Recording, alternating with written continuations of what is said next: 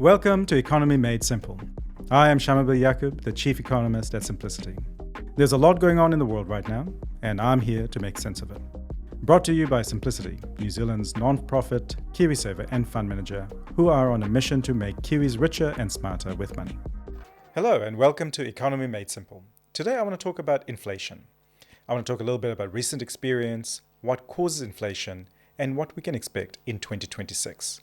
Today's going to be a little bit of an explainer, as well as a little bit of crystal ball gazing, but a little bit of health warning. We can't predict the future. The predictions are going to be very much about what we think will happen based on the information we have at hand. So inflation, we talk about it a lot. You might see it in the news, you might see it in normal conversation, and it matters a lot. It matters because when prices are increasing really fast, it affects us both individually as families and individuals, but also from a policy perspective, because we know that when inflation is high, generally speaking, the Reserve Bank is raising interest rates, it's making our mortgages more expensive, it's causing a slowdown in the economy. So there are lots of ripple effects to what happens when there is lots of inflation. And if I think about the impact of inflation, the last few years have been a really good test case. We've had a rolling maul of issues that have been causing prices to increase a lot. First we had COVID, then we had very strong economy, then we had just those big events like weather events, international events that have increased costs for lots of things that are necessities. And as a result, New Zealanders are telling us that inflation is a really big problem, that we don't feel like our finances are moving ahead, that we feel like we're worse off than we were a year ago. In a recent survey from Ipsos, it found that inflation and cost of living was the most important issue facing New Zealanders. In fact, about 60% of New Zealanders said that inflation and cost of living is the biggest issue that faces them today. When we talk about inflation as economists and in the business news, what we're talking about is the increase in the consumer price index. When general prices of living are increasing by, say, 3%, 4%, 5%, that rate of increase is what inflation is. But what it's measuring is that consumer price index. And consumer prices are a broad concept. What Statistics New Zealand does is it goes and surveys a whole bunch of New Zealanders to understand how we spend our money. And that gives them a representative picture of the average New Zealanders and how they spend money on things. Everything from food and electricity and rents to things like buying cars and furniture and those bits and pieces. So it's everything from frequent purchases to infrequent purchases.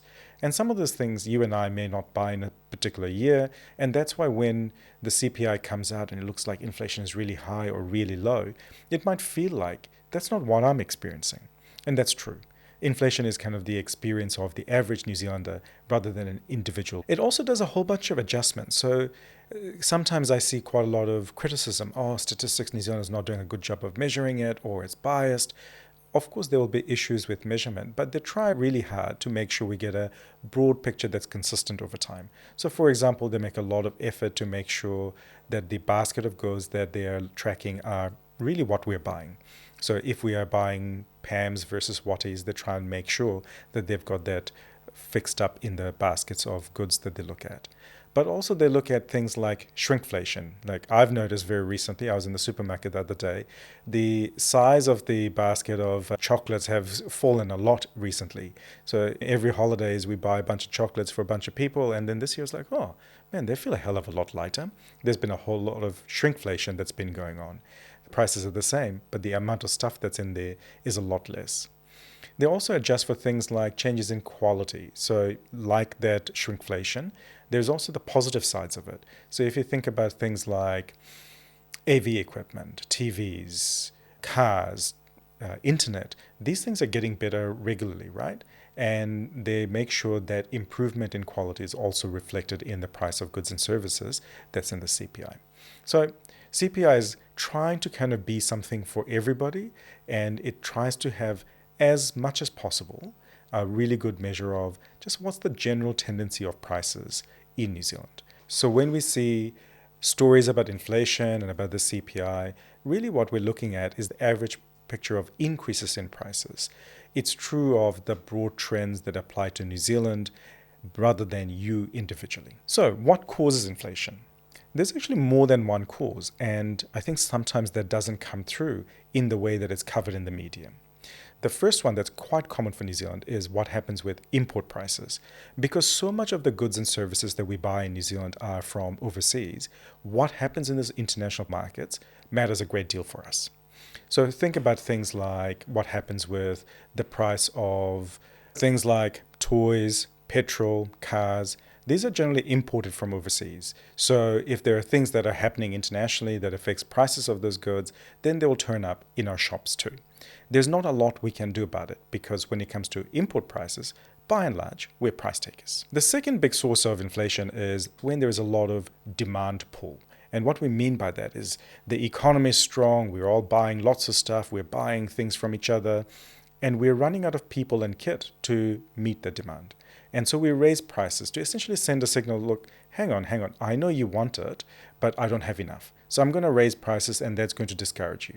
But what happens is when the cost of those things go up, quite often we'll see that being embedded in other prices. So for example, I work for a company and I see my cost of living going up and I go, look, if you want to keep me on, you have to give me a higher wage. And so wages go up. And because my wages have gone up, which is a big part of the cost of doing business, that increases the costs of that business and they may raise their prices too. And it can turn into a bit of a spiral. So it's that demand type of inflation push that's the bit that we talk about the most. And that's when the Reserve Bank tends to get involved. When there is that strong economy, lots of pressure in the economy, lots of heat in the economy that spills out and is seen as inflation, that's when the Reserve Bank acts. And the idea is by slowing the economy, by creating a circuit breaker, we don't get that spiral of higher prices leading to higher wages, leading to higher prices. There are also other kind of supply shocks that matter. So think about what happens when there are weather events. When we had the cyclones and the floods, you might recall the prices of things like kumara, onions, potatoes really skyrocketed because when there are weather events, a lot of the local supply gets impacted. There is a shortage of that product and prices go up. And so there are lots of different ways that these other kinds of shocks can come through. And you might recall during COVID, we had pretty big price increases because factories were jammed up, ports were jammed up, shipping was jammed up. As a result, we experienced lots of inflation then too. These are what I'd call the supply shocks. And those things are, again, a little bit outside of our control. They tend to come through and pass through the economy relatively quickly. So, for example, for a year or two, we had pretty high prices of some vegetables and root vegetables in particular. But once the weather conditions recovered, the farmers were able to plant new crops, we saw those prices come back to more normal levels. There is one final element of prices. It's not so much to do with inflation, but actually the level of prices. And we talk about it a lot when we talk about things like food prices in New Zealand. You might have seen that there's a lot of comparison of New Zealand food prices compared to Australia and other countries in the OECD. But it's not just food prices. For a lot of things in New Zealand, our prices tend to be a bit more expensive than other countries. And that's to do with a few different things. One, because we have a very small economy, so we don't tend to have as much economies of scale for our businesses. We don't have as much competition. So there's a whole bunch of different reasons why our prices are higher. So when I compare, for example, New Zealand businesses compared to Australia, typically speaking, New Zealand businesses have higher profit margins than Australia because our economy is not that big, there's not that much competition, so our prices, generally speaking, hold up at higher levels than other places. So it's less to do with the rate of inflation, but the fact that just generally speaking, the cost of living in New Zealand tends to be a little bit higher than many of our competitive countries, just because of the small nature of our country, the distant nature of our country, but also the geography of our country, which is very spread out, that makes competition less strong than it might be the case. So when it comes to the cause of inflation, we talked about the supply shocks, the structural causes, the import shocks. But the one that we really think about the most when it comes to policy conversations is around the one that affects the Reserve Bank and interest rates. So the Reserve Bank doesn't react to every noise about inflation. If there is a short-term shock because of floods, because of something happened internationally, they usually won't increase interest rates unless there is a real fear that it's going to become a big problem domestically in New Zealand. So they tend to see through those things. When they do act is when there is this fear that the current inflation will become self-sustaining, that the inflation will go from prices of goods and services to wages and then again to prices. And when that spiral kicks in, that's when the Reserve Bank steps in and goes, look, we need to create a circuit breaker and we're going to try and slow the economy down to try and take that pressure off. But typically speaking, if you look at our history in New Zealand, the Reserve Bank usually goes from lots of stimulus to really, really tight conditions. So either very low interest rates or very high interest rates. So we tend to go from these extremes of we must have a recession to we must have a recovery. And so we have very volatile policy in New Zealand, in part because of the small size of New Zealand, which makes it very difficult for the Reserve Bank to be as nuanced as it might be in some other countries. I was reflecting on the kind of inflation that we've had in recent years, and they've just been so different in their nature. So when I look back to 2021, a huge amount of inflation was because of that early part of that pandemic disruption. The same was true in 2022, but it was added to with increases in labor costs. And the same was true in 2023, where there were some significant labor shortages and that kept up prices. In the last couple of years, in 24 and 25, when we had that weak economy and a recession, there wasn't a lot of inflation in the retail sector. Yes, there were some increases in things like necessities and whatnot, but for shopkeepers generally, they were not able to charge higher prices. And what happened was during that period, even though there wasn't much global inflation, so that imported inflation wasn't increasing much, they still couldn't increase prices because the customers were unwilling to come. And so they had to keep discounting. And what that did was it reduced their profit margins. And they also dealt with a labor market that was weak. So we saw nothing really moving in the last couple of years in the retail sector.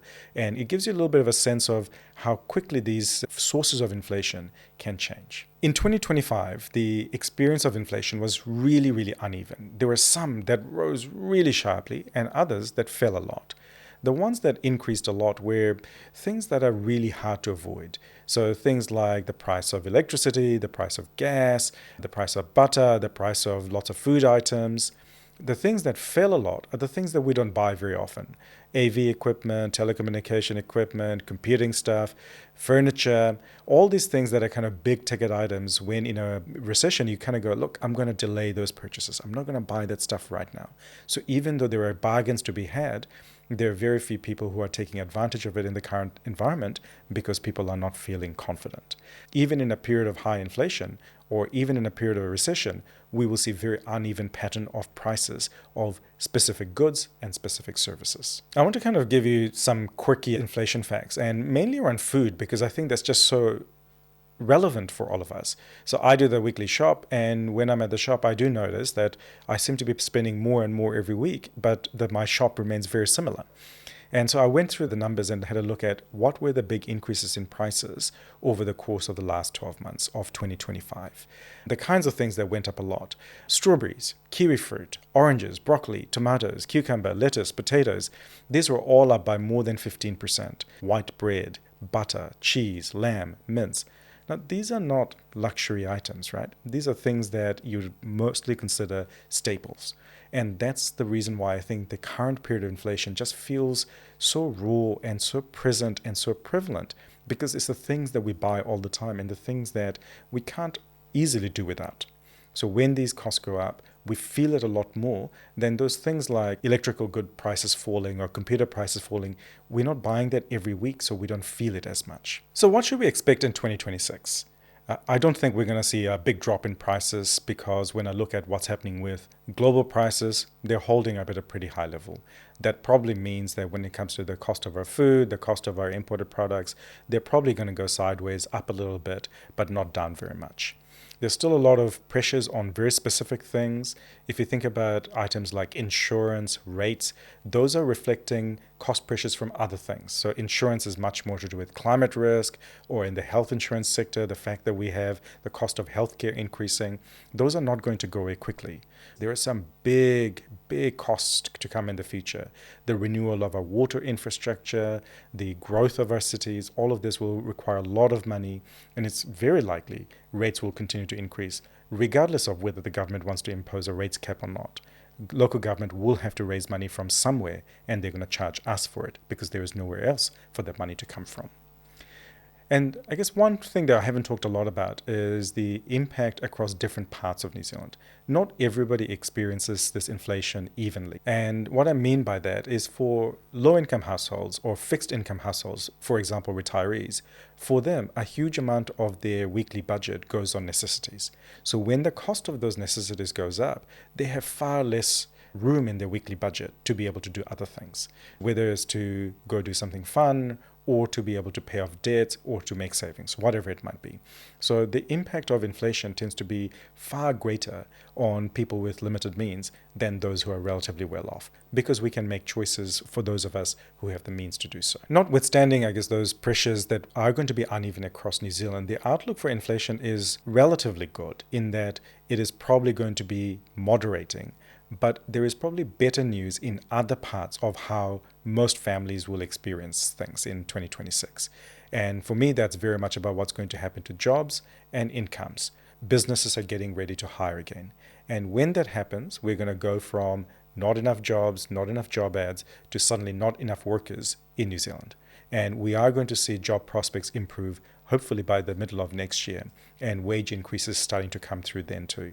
So while the cost of living will remain difficult, I expect to see quite a lot of relief from jobs and incomes. I wanted to do this episode today because I want to delve into why is it that so many of us feel like the cost of living is such a big issue for New Zealand. It's because you're right, cost of living is very high, particularly for necessities. We don't have many choices in front of us in the middle of a recession, but I'm hopeful that it will be a little bit better in 2026. We don't have the choice to make changes, whether it's to our jobs, to our incomes, or some other ways of managing the pressures of increasing costs. But as the economy starts to improve, I'm hopeful that we will have more choices to be able to deal with this. So, thank you for joining me today. I hope you enjoyed it. Hit subscribe, follow, and see you next time. Everything we cover in this session is for general information only. We are not tailoring our comments to your financial situation or providing financial advice or recommendations. This information and comments we provide are not intended to convey any guarantees as to the future performance of any investment products, asset classes, or capital markets. Past performance is no guarantee of future performance. Please refer to our full disclosure statement in the description.